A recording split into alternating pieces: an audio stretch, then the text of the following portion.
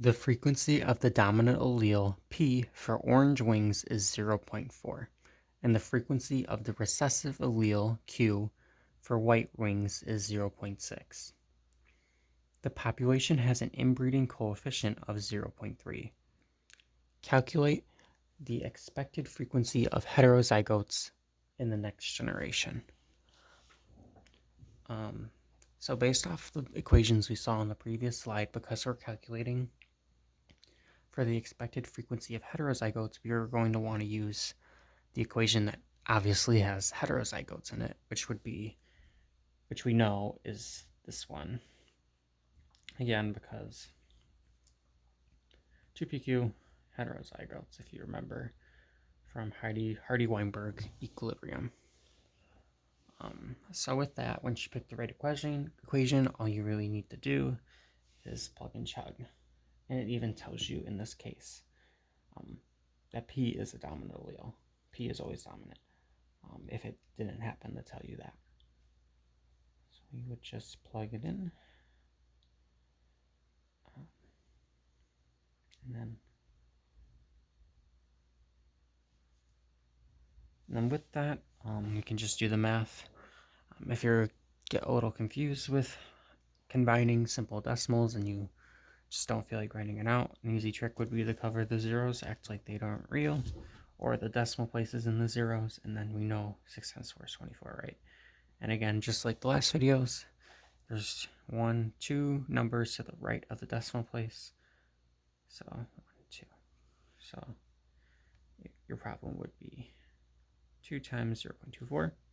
And in this case, it would just be 0.70. 24 times 2 we know is 48. And it's still going to be in that decimal form, which then would be times 0.7. In this case here, a common mistake, I guess, would be if you accidentally distribute the 2 to the 0.7.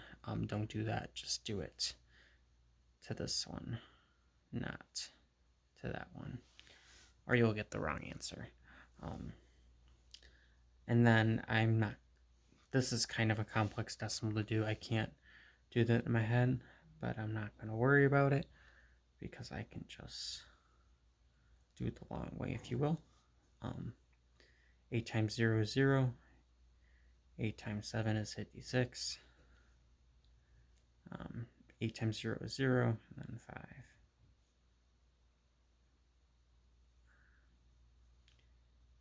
5. Drop down the 0. 4 times 0 is 0. 8. 4 times 7 is 28. And that's going to be 2. And then we don't have to worry about these ones because 0 times anything is 0. So let's just kind of make it look a little bit more pretty. 8 plus 5, 13, and then just put that one over there. And I probably shouldn't have done that just because it kind of looks confusing because the decimal actually doesn't go there. As I said before, you got 1, 2, 3, 4. 4 numbers to the right of the decimal place. So you always start there because just do, because that's like the whole number, and then 1, 2, 3, 4.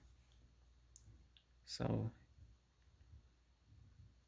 0.336 would be the expected heterozygous frequency in this case.